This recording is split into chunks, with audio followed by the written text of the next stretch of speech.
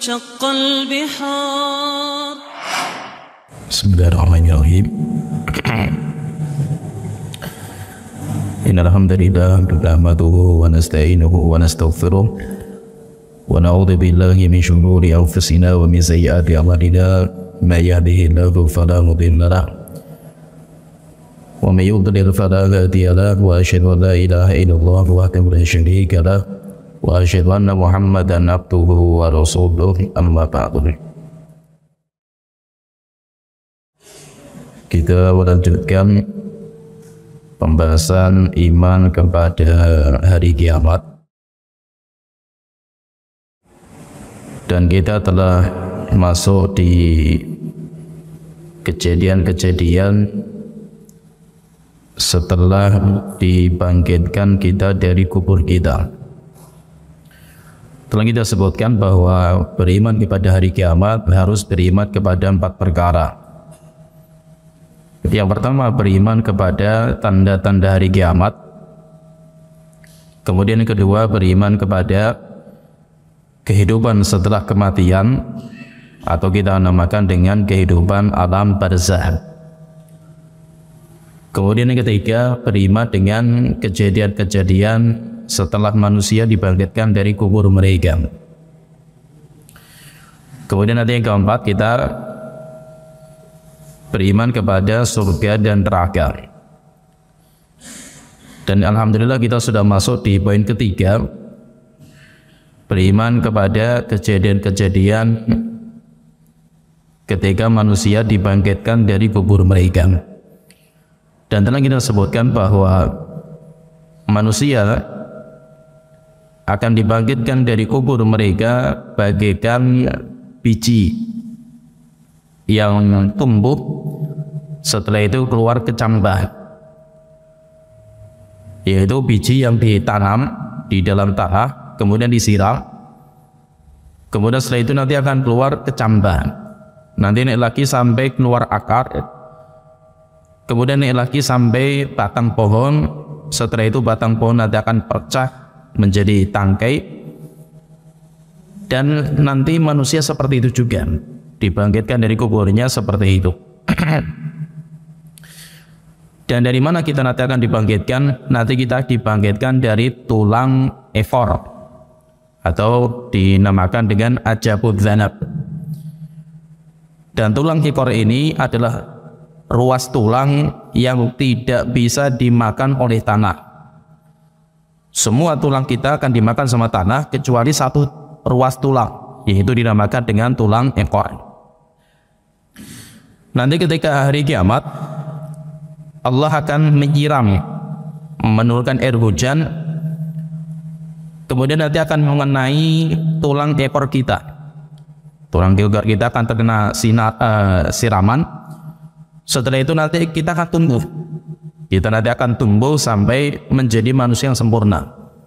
Itu yang dinamakan dengan manusia dibangkitkan dari kubur mereka. Dalam kondisi awal penciptaan, yaitu manusia tidak pakaian, tidak bersandal, tidak dikhitan. Dan nanti manusia akan digiring dalam kondisi telanjang itu. Manusia yang pertama kali nanti akan diberikan pakaian untuk menutupi auratnya itu Nabi Ibrahim alaihissalam. Setelah Nabi Ibrahim, setelah itu Nabi kita Muhammad SAW. Kenapa Nabi Ibrahim yang pertama kali diberikan pakaian? Sebagian ulama mengatakan karena Nabi Ibrahim ditelanjangi ketika beliau dilempar dalam api. Karena kesabaran beliau, akhirnya nanti Allah akan mengganjar, memberikan balasan dengan pakaian pertama kali kepada beliau ketika nanti di hari kiamat. Dan manusia juga ketika dibangkitkan dari kubur mereka telanjang, tidak pakai sandal, tidak pakai pakaian, dan tidak dikhitan, yaitu laki-lakinya itu tidak dikhitan, bagaikan bayi yang baru dilahirkan. Cuma ini tidak dilahirkan dari perut ibunya, tidak, tetapi nanti manusia itu dibangkitkan atau ditumbuhkan dari tanah. Jadi langsung dari tanah itu langsung naik manusia menjadi manusia yang sempurna. Ketika nanti manusia sudah dibangkitkan, nanti manusia itu nanti akan digiring. Nanti manusia akan digiring untuk menuju sebuah tempat lapang dinamakan dengan mahsyar, atau kalau bahasa aja sering para ulama kita mengatakan arasatul qiyamah, padang mahsyar di hari kiamat. Di mana di padang mahsyar ini nanti manusia, jin, binatang, malaikat semuanya akan dikumpulkan, termasuk binatang. Kalau manusia, jin, malaikat itu jelas sekali riwayatnya. Tapi termasuk binatang, dan telah kita jelaskan bahwa binatang termasuk yang akan dibangkitkan dari kubur mereka. Jadi binatang juga dibangkitkan. Ketika sudah dibangkitkan, maka nanti dikumpulkan mereka itu di padang mahsyar. Jadi gambaran padang mahsyar ini apa? Padang mahsyar itu sebuah lempeng, sebuah tanah dengan tanah yang baru. Bukan tanah kita ini, karena tanah kita nanti akan dihancurkan, langit akan dihancurkan, diganti dengan tanah yang baru dan langit yang baru. Yauma tubaddalul ardu ghairal ardi was samawat, hari di mana bumi akan diganti dengan bumi yang baru dan langit yang baru. Di padang mahsyar itu tanah ini, tanah padang mahsyar, tanah yang tidak pernah tertumpahkan dosa dan maksiat. Tanahnya bersih. Dan tanahnya itu lapang, tidak ada gundukan, tidak ada lubangan, sehingga lapang, lempeng tanahnya ini. Nanti manusia dikumpulkan semua di situ, kemudian nanti malaikat juga kumpul. Ketika kumpul nanti di padang mahsyar, nanti matahari didekatkan sejauh 1 mil, sehingga keringat bercucuran dan manusia semuanya harus berdiri, tidak boleh duduk. Manusia semuanya berdiri, sehingga keringat bercucuran, capek yang luar biasa. Sebagian ulama mengatakan bahwa manusia berdiri di padang mahsyar 25.000 tahun. Sebagian ulama disebutkan oleh Imam Ibnu Katsir rahimahullah taala, 25.000 tahun mereka semuanya berdiri di padang mahsyar.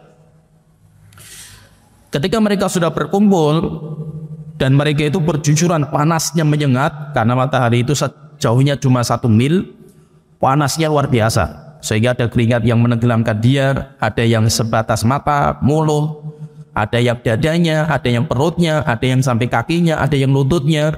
Semuanya tergantung kepada amal dia masing-masing. Ketika manusia sudah seperti ini, tiba-tiba Allah datang. Allah datang di hari kiamat. Dan Allah ketika datang, Allah membawa cahaya, karena Allah itu bersinar. Allah itu bersinar, sehingga Allah datang kepada manusia atau makhluk di padang mahsyar. Dan Allah ketika datang, manusia dan jin yang ada di padang mahsyar semuanya dipingsankan semuanya. Semuanya nanti dipingsankan. Jadi mereka dipingsankan semuanya. Setelah itu Allah datang. Allah ketika datang, Allah membawa cahaya terang benderang. Setelah itu malaikat menyambut datangnya Allah dengan membuat soft-soft. Wajah Rabbuka wal malaku soffan soffa. Allah datang. Yaitu maksudnya itu datang kemana? Datang di padang mahsyar. Wajah Rabbuka wal malaku soffan soffa. Dan malaikat menyambut datangnya Allah dengan soft-soft. Sampai Rasulullah mengatakan, ala tasaffuna sufafal malaika. Kenapa kalian tidak membuat soft seperti softnya malaikat? Maka Rasulullah ditanya, ya Rasulullah, softnya malaikat itu seperti apa? Maka Rasulullah mengatakan, softnya malaikat itu lurus, lempeng, rapi, dan diisi yang depan ini. Tidak membuat soft yang kedua, kecuali yang ketika sudah rapat, sudah penuh. Setelah itu baru soft yang kedua, ketiga, keempat, terus seperti itu. Sampai akhirnya Allah itu datang. Ketika Allah datang, nanti Allah duduk di atas kursi. Yaitu bukan kursi yang ada di kursi, bukan, di singgasana yang ada di padang mahsyar. Setelah itu baru manusia, jin, semuanya dibangunkan dari pingsan mereka. Ketika mereka itu bangun, mereka melihat Allah sudah di depan mereka. Mereka melihat Allah sudah di depan mereka. Dalam kondisi Allah marah yang luar biasa. Allah murka. Allah marah dengan kemarahan yang luar biasa. Di puncak kemarahan Allah itu di padang mahsyar itu. Semuanya ketakutan. Kondisi, coba kita lihat kondisinya matahari dekat, panas menyengat, keringat bercucuran, kemudian depan mereka itu ada Allah. Jadi mereka itu melihat Allah Ta'ala, dan Allah dalam kondisi puncak-puncaknya kemarahan. Allah marah luar biasa. Dan ketika Allah itu seperti ini, kondisi sudah ketakutan, Allah menambah rasa takutnya manusia. Pertama, takut karena panas yang menyengat dari matahari. Yang kedua, takut karena mereka melihat depan mereka itu Allah yang sedang murka, Allah yang sedang marah dengan puncak kemarahan. Setelah itu Allah menambah rasa takut mereka dengan didatangkan neraka jahanam. Allah minta neraka jahanam didatangkan.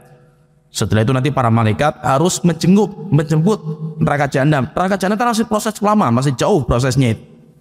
Tapi Allah minta untuk didatangkan. Akhirnya setelah itu malaikat datang menjemput neraka jahanam. Setelah itu neraka jahanam diseret sama para malaikat.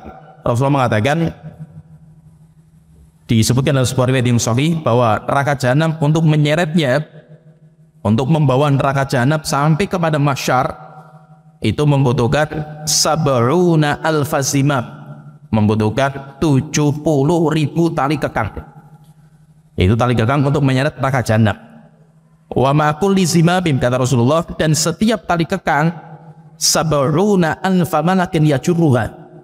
Setiap satu tali kekang membutuhkan 70.000 malaikat yang menariknya. Berarti neraka jahanam itu untuk menyeret sampai kepada mahsyar butuh 70.000 tali, dan setiap tali yang memegang, yang menyeret itu 70.000 malaikat. Sehingga jumlah malaikat yang ditugaskan menarik neraka jahanam sampai kepada mahsyar itu 4.900.000.000. Itu jumlah mereka. Jumlahnya malaikat ini, malaikat hanya yang ditugaskan menarik neraka jahanam. Sampai akhirnya neraka jahanam datang. Neraka jahanam datang dan mereka melihat api yang mengerikan. Sehingga bahwa takutnya kita nanti di pada mahsyar semakin menjadi-jadi. Kita takut karena kondisi berat, berdiri, panas menyengat, keringat bercucuran. Depan mereka Allah yang sedang puncak kemarahan, yaitu Allah itu menampakkan marah dan luar biasa Allah Ta'ala. Setelah itu neraka jahanam pun didatangkan, sehingga mereka melihat dengan matanya bagaimana api neraka jahanam. Maka dalam kondisi seperti ini, kondisi beratnya kita di pada mahsyar, tidak tergambar bagaimana kita beratnya di pada mahsyar ini. Maka kita itu membutuhkan doanya Rasulullah SAW. Nanti Nabi Muhammad akan memberikan doa. Kita semuanya butuh doanya Rasulullah, Nabi Muhammad SAW. Dan Rasulullah nanti akan mendoakan penduduk pada mahsyar dengan melobi Allah Ta'ala. Nabi Muhammad melobi Allah Ta'ala. Nabi Muhammad melobi Allah sampai akhirnya Allah kemarahannya mulai reda, yaitu marahnya Allah itu sudah mulai hilang karena Nabi Muhammad melobi Allah Ta'ala dan memuji Allah Ta'ala. Ini yang dinamakan dengan syafa'atul uzma, atau yang sering kita namakan dengan maqamah mahmudah. Jadi maqamah mahmudah atau syafa'atul uzma, apa itu? Nabi Muhammad memberikan syafaat kepada semua penghuni pada mahsyar untuk berbicara di hadapan Allah Ta'ala. Itu dinamakan dengan maqamah mahmudah atau dinamakan dengan syafa'atul uzma. Nah, itu kalau kita berdoa selesai azan, Allahumma rabba hadhihi da'wati tamah. Tuhanku, Tuhan yang memiliki panggilan-panggilan yang sempurna, yaitu panggilan azan, wa sholatil qa'imah, dan zat yang memiliki salat yang akan ditegakkan. Ati Muhammadil wasilah wal fadilah, berikan kepada Nabi Muhammad al-wasilah dan fadilah. Al-wasilah ini apa? Al-wasilah itu rumah tertinggi di surga. Rumah tertinggi di surga yaitu rumahnya Nabi Muhammad, itu namanya wasilah. Al-wasilah wal fadilah, fadilah kemuliaan. Wa ba'athu maqamam mahmudan lati wa'atta, dan tegakkan atau dudukkan Nabi Muhammad di sebuah maqamam mahmudah yang telah engkau janjikan kepada beliau. Dijanjikan dalam ayat Allah Ta'ala berfirman, yaitu Allah mewajibkan kepada Nabi Muhammad untuk sholat malam. Sehingga sholat malam itu kalau bagi kita sunnah, tapi kalau bagi Nabi Muhammad hukumnya wajib. Nabi Muhammad hukumnya wajib sholat malam. Nabi Muhammad kalau tidak bisa sholat malam karena safar atau sakit, nanti Rasulullah mengqadha sholat malam di waktu duha. Kenapa? Karena sholat malam bagi beliau itu wajib. Tujuannya itu apa? Untuk mendapatkan maqam mahmudah itu. Wa minal laili fatahajjat bihi nafilatan laka. Dan dari waktu malam kamu Muhammad gunakan untuk tahajud. Nafilatan laka, tambahan kewajiban bagi kamu, di mana umat kamu nggak diberikan. Umat kamu nggak diwajibkan, umat kamu disunahkan, tapi kalau kamu wajib. Asa ayyaba'atsaka rabbuka maqaman mahmuda. Semoga dan semoga, kalau Allah yang mengatakan semoga, itu pasti. Niscaya, berarti kita katakan niscaya Allah akan mendudukan engkau Nabi Muhammad di atas kedudukan yang terpuji. Sehingga kita pun mendoakan, kita umatnya Rasulullah itu mendoakan beliau supaya nanti Allah mendudukan Nabi Muhammad di kedudukan yang sangat terpuji, namanya maqam mahmudah. Maqam mahmudah ini apa? Maqam mahmudah itu, maqam itu kedudukan. Mahmudah yahmaduhu jami'ul khalaqi. Semua yang ada, baik itu Allah maupun makhluk, semuanya memuji Nabi Muhammad SAW. Kedudukan Nabi Muhammad, di mana Nabi Muhammad dipuji oleh semua yang ada. Allah memuji Nabi Muhammad, malaikat memuji, manusia memuji, jin memuji, binatang juga memuji Rasulullah SAW. Karena semua itu memuji Nabi Muhammad, sehingga dinamakan dengan maqam mahmudah. Maqam itu kedudukan, mahmudah terpuji, dipuji, karena semuanya memuji Nabi kita Muhammad SAW. Dan Nabi Muhammad dengan maqam mahmudah itu, Nabi Muhammad sedang apa? Nabi Muhammad itu sedang memberikan syafaatul uzma, syafaat terbesar yang Allah berikan kepada Nabi kita Muhammad SAW. Syafaat itu banyak, nanti akan kita jelaskan juga nanti di pembahasan masalah iman kepada hari kiamat, itu syafaat juga. Tapi ini syafaat terbesar, dinamakan dengan syafaatul uzma, saking besar ya syafaat itu. Syafaatul uzma, jadi syafaat Nabi Muhammad itu nanti akan memberikan syafaat kepada semua makhluk yang ada di padang mahsyar di hadapan Allah Ta'ala, sehingga nanti semua makhluk akan memuji Nabi kita Muhammad SAW. Terus kalau orang bertanya, syafaat itu apa sih syafaat ini? Syafaat itu, kata para ulama, tolabul khair lil khair. Syafaat itu adalah minta kebaikan untuk orang lain, bukan untuk dirinya. Saya minta kebaikan sama orang, tapi bukan untuk diri saya, tapi untuk orang lain, itu namanya syafaat. Mau itu syafaat di dunia maupun di hari kiamat. Dunia ada, hari kiamat juga ada syafaat. Wa may yashfa' syafa'atan hasanatan yakul lahu nasibu minha. Siapa yang memberikan syafaat yang baik, dia akan mendapatkan bagian pahala dari kebaikan itu. Contohnya gini ya, saya punya kenalan orang kaya, dan orang kaya itu orang soleh, orang baik lah orang itu. Saya orang miskin, saya bukan orang kaya. Tapi ketika kampung saya itu mau bangun masjid, mereka butuh dana untuk bangun masjid. Panitia pembangunan nggak mengenal orang itu, sehingga tidak bisa mengajukan proposal kepada donasi kepada orang itu.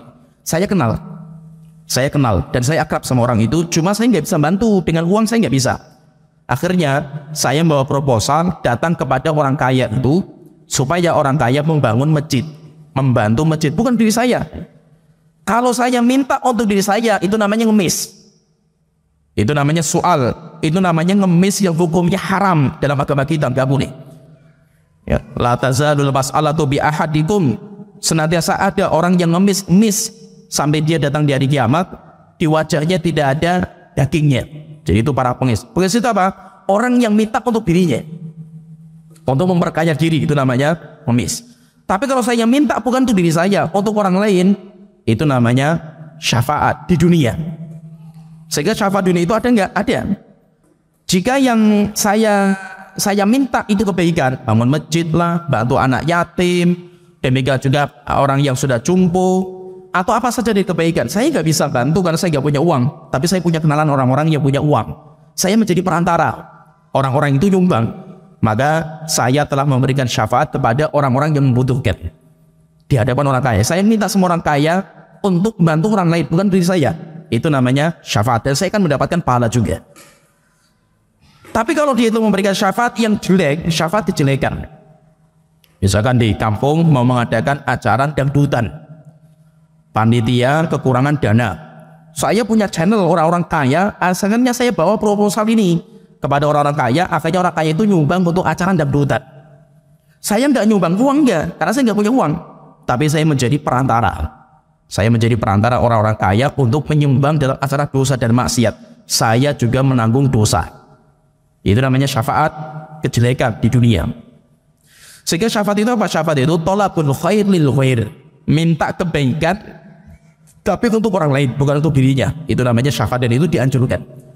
Itu sangat dianjurkan. Sehingga kalau kita minta sama orang kaya tapi tujuannya bukan untuk memperkaya diri, maka itu ibadah. Kita termasuk sedang ibadah. Tapi kalau tujuannya memperkaya diri kita, maka itu aib kita. Itu sebagai cacat.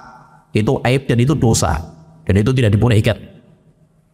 Jadi intinya maqamah mahmudah itu apa sih? Maqamah mahmudah itu kedudukan di mana Rasulullah dipuji oleh semua yang ada di padang mahsyar. Kenapa? Karena Nabi Muhammad itu memberikan syafaat terbesar, dinamakan dengan syafaatul uzma. Dan syafaat Rasulullah di sini di padang mahsyar atau maqamah mahmudah ini itu sebenarnya doa. Sebenarnya doa mustajab yang beliau miliki. Semua nabi itu memiliki doa yang mustajab. Kalau nabi-nabi yang lain mereka sudah menggunakan di dunia. Kalau Nabi Muhammad ya, sampai sekarang doa mustajab yang Allah berikan kepada Nabi Muhammad sampai sekarang masih belum simpen, belum menggunakan. Kenapa? Karena nanti beliau akan menggunakan itu untuk syafaat kepada manusia, untuk syafaat kepada umatnya nanti ketika di hari kiamat. Oleh itu dalam hadis Sahih Bukhari Muslim dari Anas bin Malik radhiyallahu anhu berkata, Rasulullah SAW beliau bersabda, kullu nabiyyin sa'ala su'alan likulli nabiyyin da'watun da'aha li ummatihi. Setiap nabi punya doa yang mustajab untuk umatnya. Wa inni ikhtabatu da'wati, dan saya sembunyikan, saya simpan doa saya itu, saya simpan untuk apa? Syafaatan li ummati yaumal qiyamah. Saya nanti akan memberikan syafaat kepada umatku di hari kiamat. Kepada siapa nanti yang bisa mendapatkan syafaatnya beliau ini? Jadi Nabi Muhammad itu nanti akan memberikan syafaat, doa beliau itu beliau simpan. Kalau nabi-nabi yang lain sudah menggunakan doa mereka, Nabi Nuh sudah menggunakan. Sampai Nabi Nuh malah menyesal. Nanti akan kita sebutkan ceritanya. Nabi Nuh menyesal. Kenapa? Karena punya doa mustajab, malah doanya digunakan untuk kebinasaan kaumnya sendiri. Rabbi la tadhar alal ardi minal kafirin dayyara. Tuhanku, jangan engkau sisakan satu rumah orang kafir yang tersisa di dunia ini. Hancurkan semuanya, wahai Tuhanku. Akhirnya Allah turunkan banjir bandang, hancur semuanya. Sampai akhirnya nanti akan kita sebutkan ceritanya dalam kisah ini nanti. Akhirnya Nabi Nuh itu menyesal. Dan beliau menganggap bahwa doa mustajab yang beliau pakai untuk kebinasaan kaumnya sendiri itu termasuk kesalahan fatalnya beliau. Maka semua nabi sudah mereka sudah menggunakan doa itu. Doa itu sudah dipakai semua. Kecuali Nabi kita Muhammad SAW, beliau masih menyimpan. Kapan beliau akan menggunakan ini? Nanti ketika di hari kiamat. Kepada siapa? Kepada umatnya. Dan siapa nanti akan mendapatkan syafaatnya Rasulullah ini? Ada persyaratan. Untuk mendapatkan syafaatnya Rasulullah itu ada persyaratan. Persyaratannya apa? Selama umatnya tidak berbuat kesyirikan. Orang musyrik, orang muslim, dia muslim, umatnya Rasulullah secara zahir, tetapi dia jatuh pada perbuatan syirik, dia tidak akan mendapatkan syafaat Rasulullah sama sekali. Pertanyaan, terus bagaimana dengan orang yang bergelimang dosa dan maksiat? Berzina, minum khamr, membunuh, dan yang lainnya lah, judi dan yang lainnya. Maka selama mereka tidak berbuat kesyirikan, nanti mereka akan mendapatkan syafaat dari Rasulullah SAW. Oleh itu dalam hadis sahih juga, Sahih Bukhari Muslim, dari Abu Hurairah radhiyallahu anhu, Rasulullah SAW beliau bersabda, likulli nabiyyin da'watun mustajabah. Setiap nabi pasti memiliki doa yang mustajab, semua. Fata'ajjala kullu nabiyyin da'watahu. Dan setiap nabi tergesa-gesa untuk memakainya, sehingga bahwa semua doa mereka sudah pakai semua. Wa inni ikhtabatu da'wati. Kalau saya tidak, saya simpan doa itu. Syafa'atan li ummati yauman qiyamah, sebagai syafaat bagi umatku nanti di hari kiamat. Wa hiyana ilatun insyaallah. Siapa yang akan mendapatkan syafaat ini? Maka beliau mengatakan, syafaat ini akan didapatkan insya Allah, lewatan insya Allah, man mata min ummati, siapa saja yang meninggal dunia dari umatku, la yusyriku billahi syai'a, dan dia tidak berbuat kesyirikan kepada Allah sedikit pun, dia nanti akan mendapatkan. Dalam riwayat yang lain ada tambahan riwayat, ada tambahan lafadznya itu syafaati li ahlil kabair min ummati, syafaatku nanti akan didapatkan bagi pelaku dosa dan maksiat dari umatnya. Jadi umatnya Rasulullah yang mereka bergelimang dosa dan maksiat selama tidak berbuat kesyirikan, maka pasti mereka nanti akan mendapatkan syafaat Rasulullah SAW. Dan syafaat Rasulullah ini nanti di pada mahsyar ini, inilah yang dinamakan dengan syafaatul uzma, atau yang kita namakan dengan maqam mahmud. Kalau maqam mahmud itu kedudukannya, sedangkan atau jabatan lah, kalau kita jabatan beliau, kedudukan beliau. Sedangkan syafaatul uzma tentang perbuatan beliau, yaitu beliau itu kenapa kok sampai dipuji oleh semua makhluk, Allah dan makhluk, karena kegiatan beliau, yaitu Rasulullah itu memberikan syafaat kepada semua yang ada. Ceritanya akan saya ceritakan, cerita panjang lebar dan ceritanya luar biasa, indah sekali ceritanya, menceritakan bagaimana nanti proses syafaatul uzma, yaitu syafaatnya Rasulullah ketika di padang mahsyar itu seperti apa.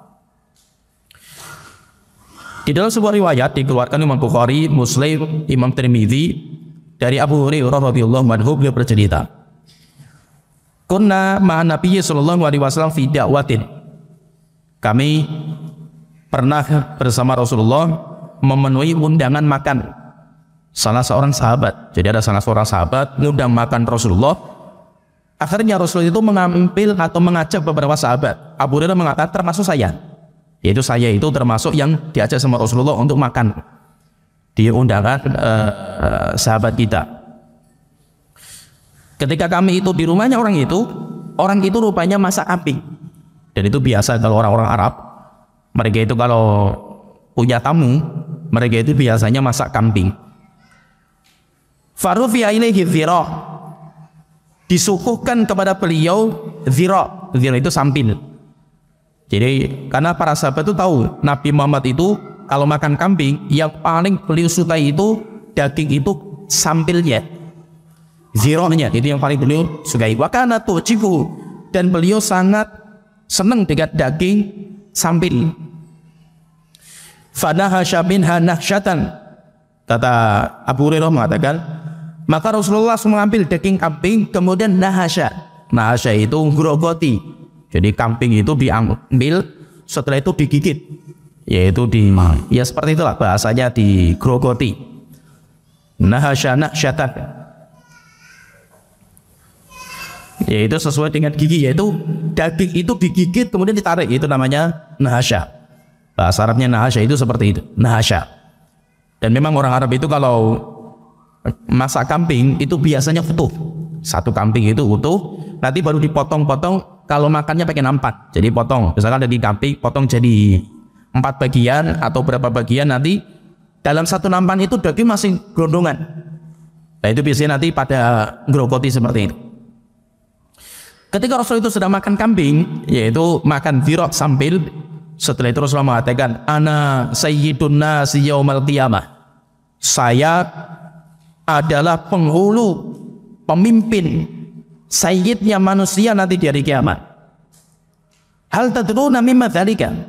Setelah itu Rasulullah bertanya kepada para sahabat, kalian tahu nggak kenapa kok saya seperti itu? Yaitu kenapa saya itu pemimpin manusia. Dan saya nggak sombong, saya tidak sombong, tapi memang Allah memberikan saya seperti itu. Hanya setelah itu Rasulullah bercerita panjang lebar. Rasulullah bercerita, ya jama'ullahul awwalina wal akhirina fi sa'idin wahidin. Allah nanti akan mengumpulkan semua makhluk yang awal maupun yang akhir dalam satu lapangan. Dalam satu lapangan. Lapangan ini itu yang tadi kita sebutkan, itu namanya padang mahsyar atau dinamakan dengan arasatul qiyamah. Gambarannya itu tadi kita sebutkan lempeng, yaitu kayak kita itu ya tanahnya itu modelnya kayak keramik kita ini, lempeng, nggak ada gundukan, tidak ada lubangan, lempeng, dan warnanya putih. Padang mahsyar itu warnanya putih cemerlang karena tidak ada dosa dan maksiat. Fayubasiruhumun nadhir, sehingga kalau orang itu naik sedikit melihat semuanya kelihatan semua. Jadi ketika ada orang melihat, semua makhluk langsung kelihatan semua karena lempengnya, tidak ada gundukan, tidak ada lubangan. Wa yusmi'uhumud dahi, dan setiap ada orang ngomong semuanya mendengar, maka semua orang semuanya diam, nggak ada yang berani berbicara. Kenapa? Karena memang di padang mahsyar itu sangat menakutkan. Ketika menakutkan, maka tidak ada seorang pun yang boleh bicara, semuanya diam semua. Semuanya cuma ketakutan apakah dia itu selamat atau tidak. Bahkan kemarin kita sebutkan di pertemuan sebelumnya, Aisyah sampai bertanya, ya Rasulullah, kalau kita dibangkitkan telanjang, nanti kita akan melihat auratnya orang lain ya Rasulullah kalau kita itu telanjang. Maka Rasulullah mengatakan, ya Aisyah, perkara lebih mengerikan daripada cuma melihat aurat. Kita sudah nggak sempat lagi mikir auratnya orang. Ya kita pikir kita itu selamat atau tidak.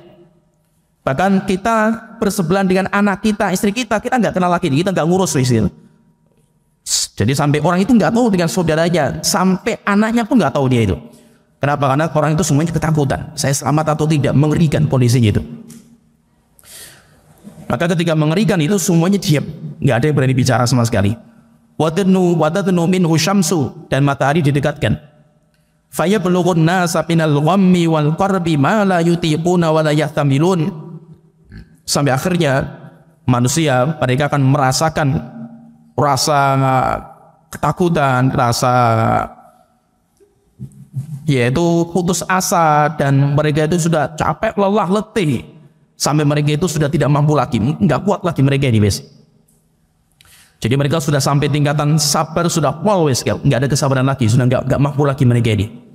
Dan tadi saya gambarkan bagaimana ngerinya di padang mahsyar itu seperti apa. Sedikit saya gambarkan tadi. Fayaqulun nas, akhirnya mereka sudah nggak sabar. Nggak bisa kita seperti ini terus gitu. Akhirnya mereka mengatakan kepada sebagian mereka, ala tarawna ila ma antum fihi. Apakah kalian tidak merasa bagaimana kondisi kita yang berat seperti ini? Ila ma balaghakum, coba kalian rasakan gitu. Apa yang sudah kita rasakan seperti ini, sudah nggak kuat lagi kita ini. Ala tangduruna man yashfa'u lakum in ila rabbikum. Coba kalian lihat siapa yang bisa memberikan syafaat kita di hadapan Allah Ta'ala. Ayo coba kita cari siapa yang bisa memberikan syafaat kita di hadapan Allah Ta'ala. Fayaqulu ba'dun nasi li ba'din, akhirnya sebagian mereka mengatakan, abukum Adam, yang bisa membantu kita ya pasti bapak kita, yaitu Nabi Adam alaihissalam. Akhirnya mereka mendatangi Nabi Adam. Ini proses pertama, Nabi yang pertama kali mereka datangi Nabi Adam. Fayatunahu, akhirnya mereka datang mencari Nabi Adam, ketemu. Fayaquluna, akhirnya mereka mengatakan, ya Adam, wahai Nabi Adam, anta abul bashar, engkau itu adalah bapaknya semua manusia. Khalaqakallahu biyadihi, Allah menciptakan kamu langsung dengan tangannya, yaitu dengan tangannya Allah Ta'ala. Dan itu kehebatan Nabi Adam. Kemudian Nabi Adam, wa nafakha fika min ruhihi, dan Allah langsung meniupkan rohnya kepada kamu, Nabi Adam. Wa amaral malaikata fasajadu laka, dan Allah memerintahkan malaikat untuk sujud kepada engkau. Wa askanakal jannata, dan Allah langsung memasukkan kamu ke surga. Coba kalau kita perhatikan di sini ya, mereka menyebutkan tentang keutamaan Nabi Adam itu ada 5. Kalau kita menyebutkan, jadi mereka itu menyebutkan keutamaan dulu. Nabi Adam itu, kamu itu siapa? Kamu kan orang hebat di hadapan Allah Ta'ala. Kamu itu orang ini, orang ini, orang ini. Manusia ini nanti mereka mengatakan atau menyebutkan keutamaan Nabi Adam itu ada 5. Yang pertama, Nabi Adam itu sebagai bapaknya manusia. Ya, sebagaimana iblis bapaknya jin. Kalau Nabi Adam itu bapaknya kita. Yang kedua, kemuliaan Nabi Adam itu Allah menciptakan Nabi Adam langsung dengan tangan. Dan itu hanya Nabi Adam. Manusia yang lain nggak ada. Manusia yang lain Allah hanya mengatakan kun fayakun. Kalau Nabi Adam enggak, Allah ciptakan dengan tangannya. Bahkan Allah itu yang mengadon adonan tanah liat itu tangannya Allah langsung, dan itu hanya Nabi Adam. Sehingga itu kemuliaan Nabi Adam. Wa nafakha fika min ruhi, yang ketiga Allah langsung meniupkan ruh kepada Nabi Adam. Kalau kita kan bukan Allah yang meniupkan ruhnya, ruh kita kan bukan Allah Ta'ala, tapi malaikat yang diutus kepada kita ketika kita umur 121 hari di rahim ibu kita. Malaikat meniupkan ruh kita, bukan Allah. Kemudian yang keempat, Allah memerintahkan malaikat untuk sujud kepada Nabi Adam. Sujud di sini sujud ta'dzib, sujud pengagungan, bukan sujud untuk ibadah. Dan zaman dulu sujud untuk mengagungkan orang lain dengan cara sungkem, sungkemnya itu sampai sujud, itu zaman dulu dibolehkan. Seperti zamannya Nabi Yusuf alaihissalam, wa kharru lahu sujada, dan bapak, ibu, dan semua saudaranya Nabi Yusuf sujud kepada Nabi Yusuf alaihissalam. Tapi sujud di sini adalah sujud ta'zim, penghormatan, bukan sujud untuk ibadah. Yang kelima, keutamaan yang kelima, wa askanakal jannata, Allah memasukkan kamu ke surga. Setelah itu mereka mengatakan, ala tashfa'ulana ila rabbika, wahai Adam, coba sih engkau berikan syafaat kepada kami di hadapan Allah Ta'ala. Ala tara ma nahnu fihi wa ma balaghuna, bukankah engkau sudah melihat wahai Nabi Adam apa yang kita rasakan? Kita sudah nggak mampu, kita sudah berat tinggal di padang mahsyar seperti ini. Akhirnya Nabi Adam mengatakan kepada mereka, inna rabbi ghadiban yawma ghadaban lam yaghdab qablahu mithlah wa la yaghdabu ba'dahu mithlah.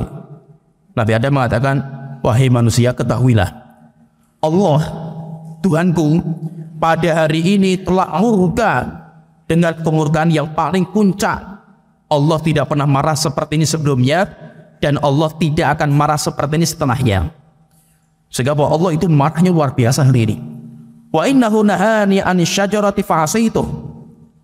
Dan dulu, yaitu yang diingat oleh para nabi dan rasul hanya dosanya mereka. Mereka juga punya dosa juga. Maka Nabi Adam mengatakan, dulu Allah melarang saya untuk makan buah dari sebuah pohon di surga.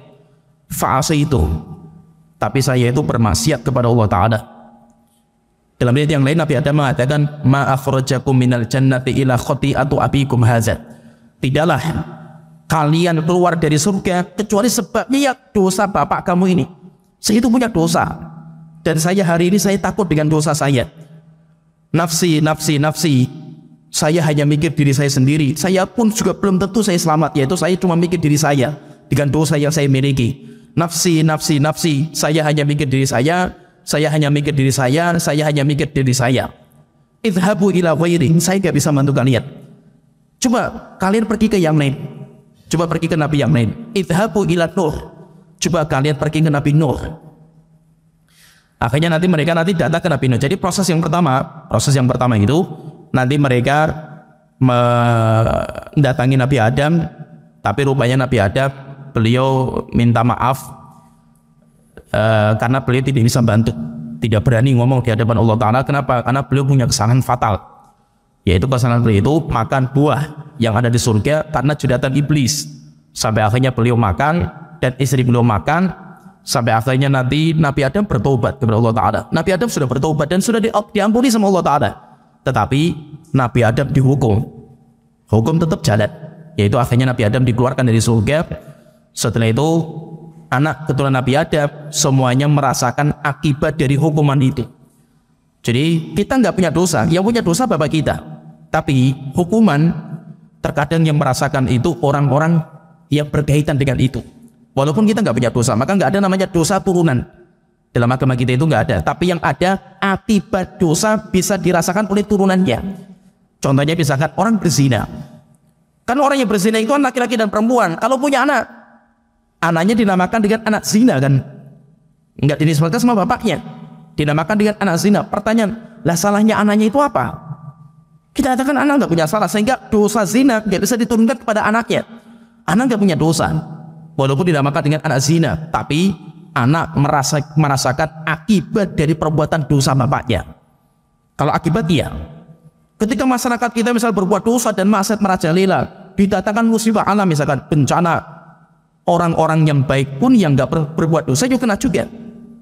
Apakah gara-gara dia itu ikut merasakan dosanya? Tidak. Dosa yang menanggung ya wala taziru waziratu wizra ukhra. Orang yang menanggung dosa ya pelakunya masing-masing, tapi akibat dari dosa orang sekitarnya akan merasakan. Sehingga Nabi Adam ketika berbuat dosa seperti itu, ya kita anak keturunan Nabi Adam, kita juga akan merasakan akibat dari perbuatan dosa. Nah itu pernah suatu ketika ya Nabi Adam ini ketemu dengan Nabi Musa alaihissalam, sampai terjadi diskusi, kontok-kontokan istilahnya itu.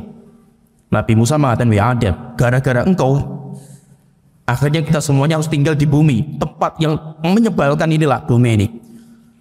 Maka Nabi Adam mengatakan, Musa, apakah engkau mencela saya terhadap sebuah takdir yang Allah takdirkan 50.000 tahun sebelum Allah menciptakan langit dan bumi? Wahai Musa, maksudnya itu apa? Saya berbuat dosa itu sudah Allah takdirkan, saya nggak bisa lepas, saya nggak bisa menghindar.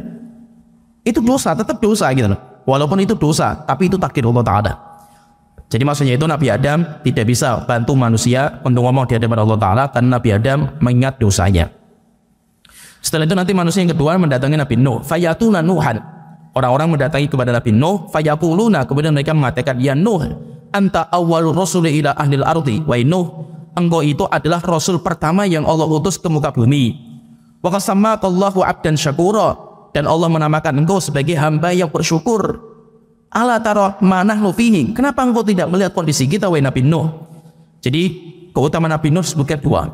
Yang pertama, Nabi Nuh itu adalah Rasul pertama. Dan dulu pernah kita sebutkan ketika kita membahas iman kepada Rasul. Rasul pertama itu Nabi Nuh. Sedangkan Nabi pertama adalah Nabi Adam. Nabi Adam itu Nabi pertama, cuma bukan Rasul. Tapi Rasul pertama itu Nabi Nuh. Yang kedua keutamaan Nabi Nuh itu Allah juluki Nabi Nuh dengan abdan syakura, hamba yang bersyukur. Setelah itu mereka minta, wahai Nabi Nuh, coba ala tashfa'ulana ila rabbika, coba berikan syafaat kita di hadapan Allah Ta'ala. Akhirnya Nabi Nuh mengatakan, inna rabbi ghadiban yauma ghadaban, seperti yang dikatakan sama Nabi Adam tadi. Tuhanku hari ini telah marah dengan kemurkaan yang luar biasa. Tidak pernah marah seperti ini sebelumnya dan gak akan marah seperti ini setelahnya. Setelah itu coba ingat dosanya Nabi Nuh, kesalahan beliau. Wa innahu kanat qad kana li da'watun. Dulu saya itu punya doa mustajab. Da'utu biha ala qaumi. Tapi malah doa saya itu saya gunakan untuk kebinasan kaumku. Seperti yang tadi saya sebutkan, itu kesalahan fatalnya Nabi Nuh. Nafsi, nafsi, nafsi. Hari ini saya cuma ingat diri saya hanya bisa mikir diri saya dan saya hanya mikir diri saya. Idhabu ila ghairi, saya gak bisa bantu kalian. Coba kalian pergi ke yang lain. Idhabu ila Ibrahim, coba kalian datang ke Nabi Ibrahim. Ini datang belum? Belum, Pak? Fayatuna Ibrahim, akhirnya setelah itu manusia datang ke Nabi Ibrahim. Ini Nabi yang ketiga. Fayakuluna, kemudian mereka mengatakan, anta Nabiullah, wa Ibrahim, bukankah engkau itu Nabi Allah?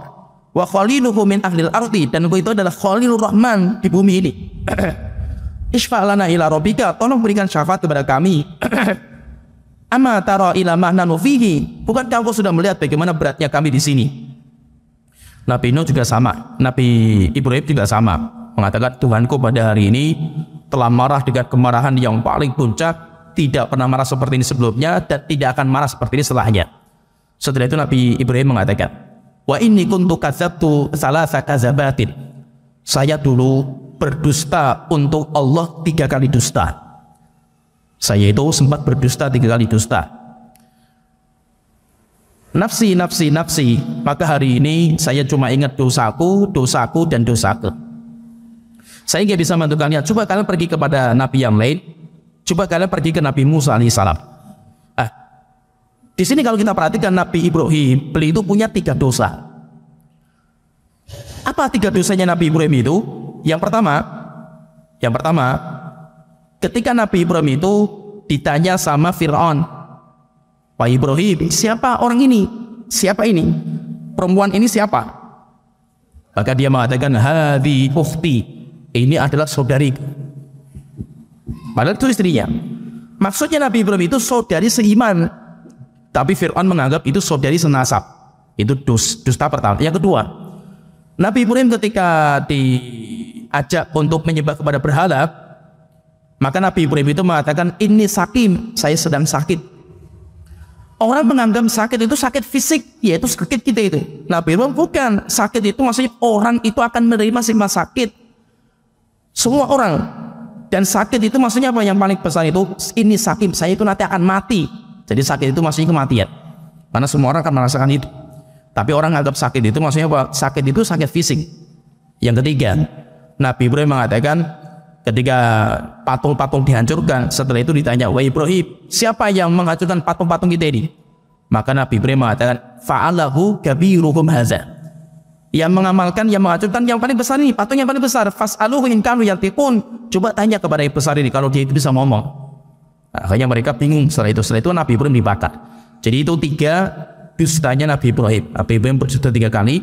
Disitulah nanti Nabi Ibrahim itu akhirnya tidak berani bicara dengan Allah Ta'ala. Setelah itu beliau mengatakan, nafsi, nafsi, nafsi.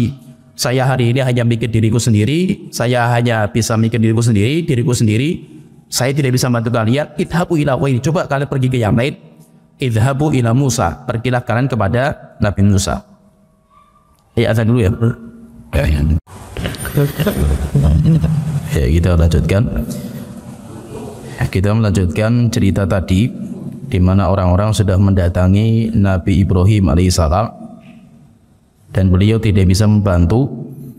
Akhirnya beliau mengarahkan untuk mendatangi Nabi Musa alaihissalam. Fayatuna Musa. Akhirnya orang-orang datang ke Nabi Musa. Fayaqulun, dan mereka mengatakan, Anta Rasulullah. Wahai Nabi Musa, engkau itu kan Rasulullah. Faddalakallahu bi risalatihi wa bi kalamihi 'alan nas. Allah muliakan engkau dengan risalah dan dengan kalam, yaitu engkau itu dijadikan sebagai kalimur rahman. Isfa'lana ila rabbika, tolong berikan syafaat kepada kami di hadapan Tuhan engkau. Ama tara ila ma nahnu fihi, bukankah engkau telah melihat bagaimana beratnya kondisi kita di sini? Akhirnya Nabi Musa mengatakan sama dengan yang dikatakan sama nabi-nabi sebelumnya. Pada hari ini Allah telah murka dengan kemurkaan yang puncak, tidak pernah marah seperti ini sebelumnya dan tidak akan marah seperti ini setelahnya. Setelah itu Nabi Musa mengingat dosanya dia. Wa inni qad qataltu nafsan lam umar bi qatliha. Saya dulu pernah membunuh jiwa yang tidak atau yang belum Allah izinkan saya untuk membunuhnya. Yaitu orang yang dibunuh itu orang Mesir. Nafsi, nafsi, nafsi. Hari ini saya hanya mikir diriku, dan diriku. Idhabu ila ghairi. Saya tidak bisa membantu kalian. Coba kalian pergi kepada yang lain. Idhabu ila Isa. Pergilah kalian itu kepada Nabi Isa. Fayatuna Isa. Kemudian setelah itu mereka mendatangi Nabi Isa. Fayaquluna, kemudian mereka mengatakan, Ya Isa, anta Rasulullah wa kalimatuhu alqaha ila Maryam. Wahai Nabi Isa, bukankah engkau itu adalah Rasulullah dan kalimat Allah yang Allah sampaikan kepada rahimnya Maryam? Wa ruhum minah, dan engkau itu ruhnya Allah. Wa kallamtan nasa fil mahdi, dan engkau bisa ngomong ketika masih bayi. Ya, disebutkan di sini keutamaan Nabi Isa alaihissalam. Disebutkan ada 5. Keutamaan Nabi Isa itu disebutkan ada 5 atau 4. Yang pertama, Nabi Isa itu Rasulullah SAW, Rasul. Dan Nabi Isa itu sebagai Rasul terakhir Bani Israel. Rasul terakhir Bani Israel itu beliau. Kemudian yang kedua, Nabi Isa itu adalah kalimat Allah. Wa kalimatuhu alqaha ila Maryam. Kalimat Allah. Maksudnya kalimat Allah itu, Nabi Isa itu bukan firman Allah, bukan. Nabi Isa itu adalah makhluk yang Allah ciptakan dengan perantara firman Allah, kun fayakun. Akhirnya terjadi Nabi Isa. Nabi Isa bukan kun. Kalau seandainya Nabi Isa itu kun, ucapan Allah kun, berarti Nabi Isa bukan makhluk, karena firman Allah bukan makhluk. Tetapi Nabi Isa itu adalah makhluk manusia yang Allah ciptakan dengan perantara kun, tanpa air mani, yaitu bukan dari air mani Nabi Isa itu. Sehingga Nabi Isa tidak punya bapak. Demikian juga saya tidak punya ibu yang memproses dalam penciptaan, tidak. Tetapi Nabi Isa itu adalah makhluk yang tiba-tiba muncul, hidup dari firman Allah kun. Setelah itu ditaruh di dalam rahimnya Maryam. Setelah itu Maryam itu hamil. Kemudian yang ketiga, Nabi Isa itu ruhum minah, rohnya Allah. Yaitu rohnya Allah karena Allah langsung memerintahkan kepada malaikat Jibril untuk meniupkan ruh, sehingga langsung dijuluki sebagai rohnya Allah Ta'ala. Wa kallamtan nasa fil mahdi. Kemudian yang keempat, Nabi Isa itu bisa ngomong kepada manusia ketika masih bayi. Isfa'lana ila rabbika, coba engkau ngomong di depan Allah, wahai Nabi Isa, memberikan syafaat kepada kita. Ala tara ila ma nahnu fihi, bukankah engkau telah melihat kondisi kita?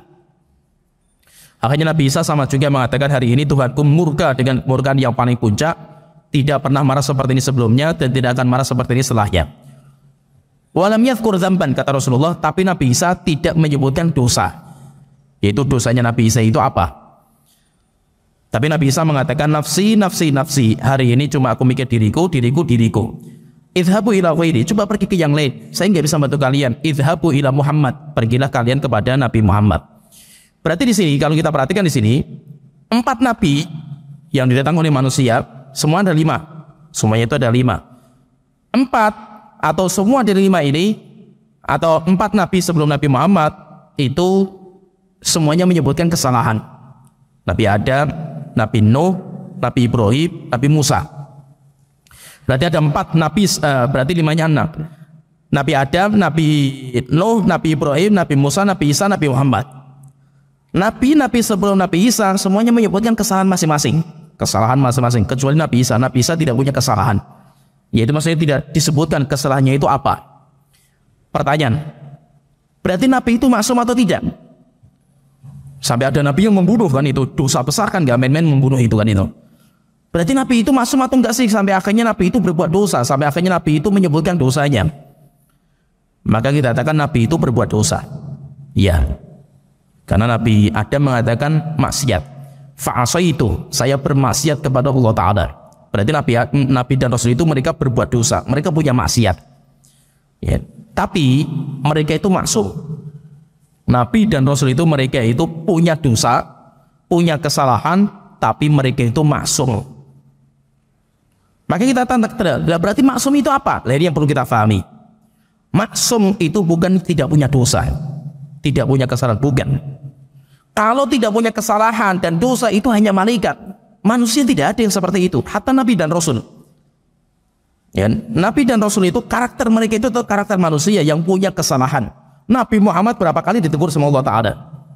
Nabi Muhammad berkali-kali, ya ayuhan Nabi, 5. Wahai Nabi, kenapa engkau mengharamkan apa yang Allah halalkan? Itu dosa besar nggak main-main itu. Apa sawatawalla? Ditegur, kira-kira Nabi Muhammad ditegur sama Allah Ta'ala. Menunjukkan apa? Nabi Muhammad pun juga punya kesalahan. Sehingga langsung Allah Ta'ala tegur. Pertanyaan, berarti maksum itu apa gitu? Maka fahami ya, maksum itu bukan nggak punya dosa, tidak punya kesalahan, bukan. Kalau maksum itu syaratnya namanya maksum itu adalah tidak punya kesalahan, maka manusia tidak ada yang bisa menjadi maksum.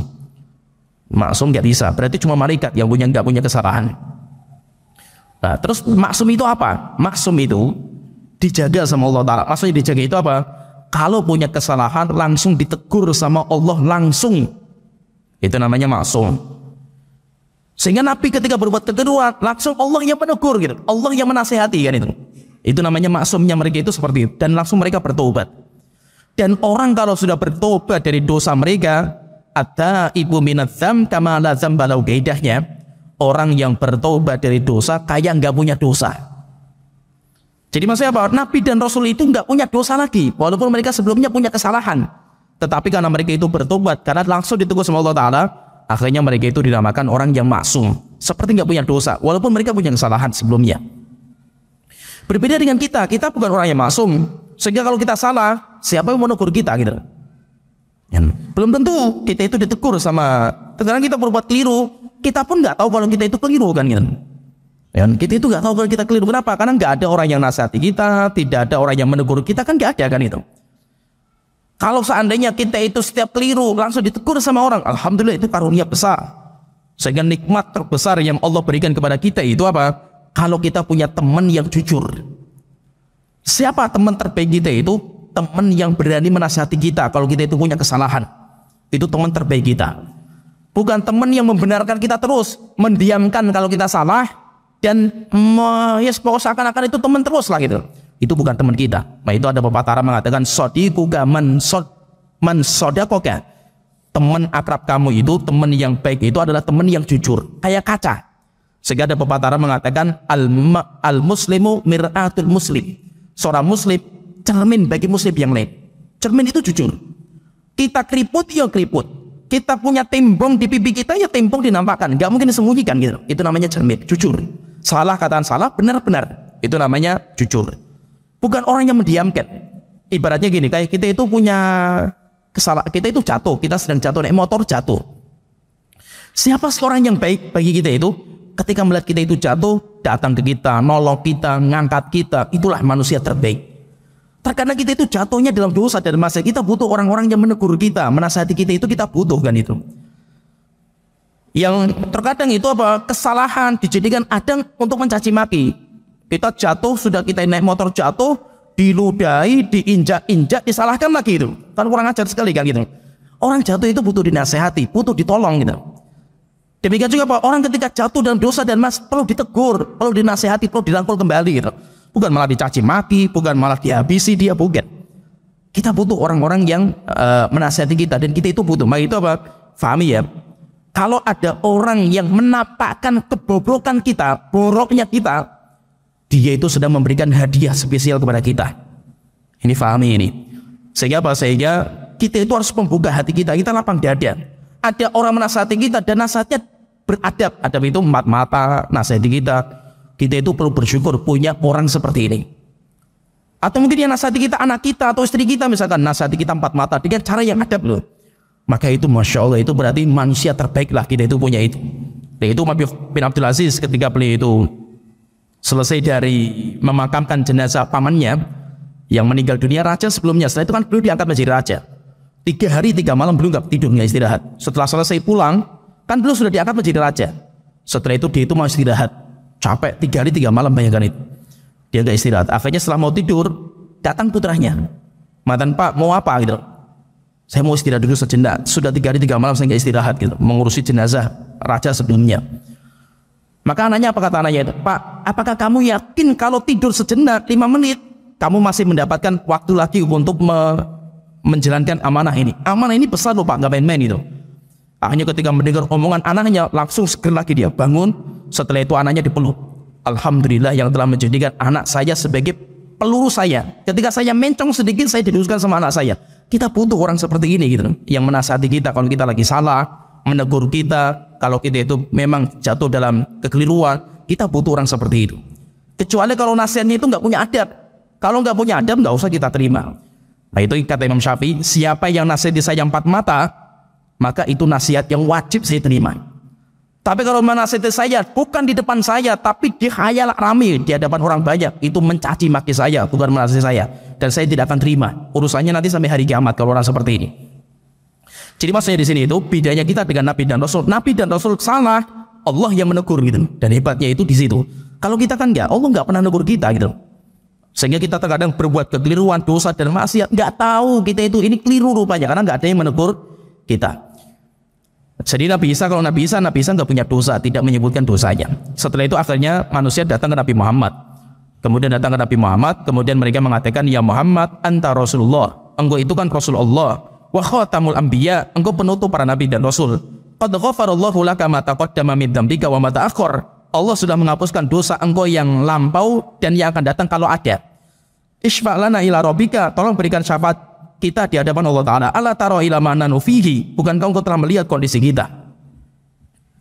Maka Rasulullah ketika itu, Rasulullah mengatakan, ha anaza, sayalah hari ini yang boleh bicara di hadapan Allah Ta'ala.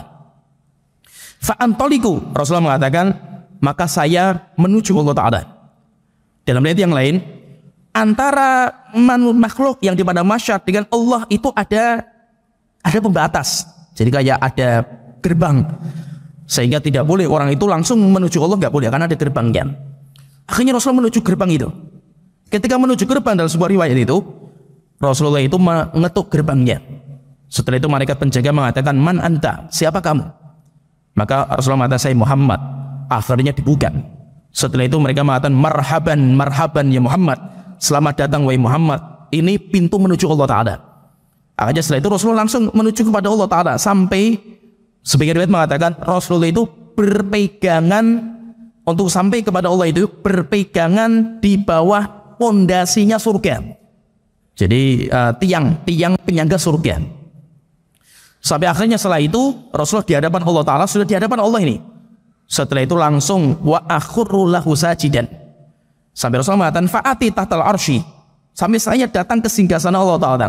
Fa'aqa'u sajidan li rabbi. Kemudian langsung saya sujud kepada Allah Ta'ala. Thumma yaftahullahu alayya min mahamidihi wa husni tsana'i alaihi syai'an lam yaftahu ala ahadin qabli. Setelah itu ketika saya sujud, ini yang membuat Allah itu redam marahnya itu, Nabi Muhammad ketika sujud, Allah bukakan kepada Nabi Muhammad puji-pujian, sanjung-sanjungan kepada Allah, lafaz-lafaz yang digunakan untuk memuji Allah, menyanjung Allah yang belum pernah ada di dunia. Sehingga Allah dipuji dengan lafaz-lafaz itu. Lafaz apa itu? Nanti para ulama membahas masalah ini. Pendapat yang paling bagus dalam masalah ini, Mahamid, pujian yang dibukakan untuk Nabi Muhammad, sehingga Nabi Muhammad menggunakan pujian untuk memuji Allah Ta'ala sampai Allah murkanya itu turun, yaitu bisa redam murkanya itu. Apa itu? Nama-nama Asmaul Husna yang belum diturunkan di dunia. Asmaul Husna dulu pernah kita bahas di awal kita membahas iman kepada Allah Ta'ala, itu jumlahnya 99 yang diturunkan ke dunia. Siapa yang menghafal, mengamalkan, maka dia akan masuk surga. Tapi Asmaul Husna bukan hanya 99, masih banyak Asmaul Husna yang disimpan sama Allah Ta'ala di hari kiamat. Allah nanti akan bukakan nama-nama itu yang disimpan itu kepada Nabi Muhammad, sehingga Nabi Muhammad memuji Allah dengan nama-nama yang tidak pernah ada di dunia. Disitulah nanti Allah itu murkanya semakin redam. Setelah selesai, maka Allah Ta'ala mengatakan, ya Muhammad irfa' rosak, Muhammad angkat kepala engkau dari sujud. Sal tu'ta, minta kamu akan diberi apa yang kamu minta. Washfa' tu syafa', berikan syafaat kepada siapa yang kau kehendaki, engkau akan diizinkan. Fa'arfa'u raksi, setelah itu Rasulullah mengatakan, maka saya mengangkat kepala saya. Setelah itu saya mengatakan, ummati ya Rabbi, ummati ya Rabbi, ummati ya Rabbi. Wahai Tuhanku, bagaimana kondisi umatku? Wahai Tuhanku, tolong selamatkan umatku, tolong selamatkan umatku. Akhirnya setelah itu Allah telah mengatakan, Allah sudah, marahnya sudah hilang. Setelah itu Allah telah mengatakan, ya Muhammad, adkhil ummataka man la hisaba alaihi minal babil aiman min abwabil jannah. Siapkan, Allah telah mengatakan, siapkan umat kamu yang tidak dihisab dan tidak diazab, kumpulkan mereka dan suruh masuk mereka langsung ke surga dari pintu yang paling kanan. Pintu surga yang paling kanan, itu khusus saja mereka. Orang-orang yang tidak punya hisab, berapa mereka jumlahnya? 70.000. Orang yang tidak layar takut, layas tarkut, minta ruqyah, orang yang tidak mengobati dengan besi panas, orang yang tidak pernah tatayur, menganggap sial, dan orang yang tawakal hanya kepada Allah Ta'ala. Ada riwayat yang mengatakan setiap satu membawa 70.000. Jadi jumlahnya besar. Itu umatnya Rasulullah semua itu. Itu nanti mereka masuk surga dari pintu yang paling kanan. Itu khusus mereka. Mereka sudah masuk semua, pintu kanan tutup. Wahum syuraka'un nasu fima syuraka'un nasi fima siwa dzalika minal abwab. Sedangkan pintu-pintu yang lain selain yang paling kanan itu untuk manusia yang lain, gabungan. Siapa saja masuk dari situ. Tapi untuk pintu yang paling kanan khusus umatnya Rasulullah yang tidak dihisab dan tidak diazab. Setelah itu terakhir Rasulullah mengatakan, walladzi nafsi biyadi, demi zat yang jiwaku di tangannya, innama bainal misra'aini min masarigil jannah, sesungguhnya pintu surga itu. Nanti insya Allah akan kita bahas ini nanti kalau kita beriman, membahas iman kepada surga. Rasulullah mengatakan inna bainal misra'aini, misra'ain itu kusen, pintu. Jadi pintu ini pintu untuk menguatkan daun pintunya itu, itu pintunya itu, kayunya ini, itu namanya misra'. Antara dua misra' ini, antara sini sama sini ini, bainal misra'aini min masarigil jannah kama baina Makkah wa Hajar, sebagaimana jarak antara Makkah dengan Hajar, yaitu sekitar 500-an kilo, itu jaraknya itu. Atau kama baina Makkah wa Busra, atau jarak antara Makkah dengan Busra, yaitu jaraknya besar sekali pintunya. Pintu surga itu luar biasa, dan itu nanti orang itu masuk semua, desak-desakan masuknya itu, kecuali pintu yang paling kanan, itu khusus. Pintu eksekutif itu hanya orang-orang yang tidak memiliki hisab dan tidak memiliki azab. Ini cerita sahih yang tadi kita sebutkan, Sahih Bukhari Muslim, menunjukkan kepada kita bahwa kondisi pada mahsyar itu mengerikan. Kondisi mengerikan. Nah, itu yang menyelamatkan kita nanti di padang mahsyar itu syafaatnya Rasulullah SAW. Sehingga kita butuh syafaat beliau ketika nanti kita di padang mahsyar. Ya, sampai sini nanti insya Allah kita lanjut lagi. Kejadian-kejadian yang ada di hari kiamat apa saja nanti akan kita sebutkan di pertemuan berikutnya. Sampai di sini wa alhamdulillahirabbil alamin. Wassallallahu alaihi wa ala alihi wa sahbihi ajmain.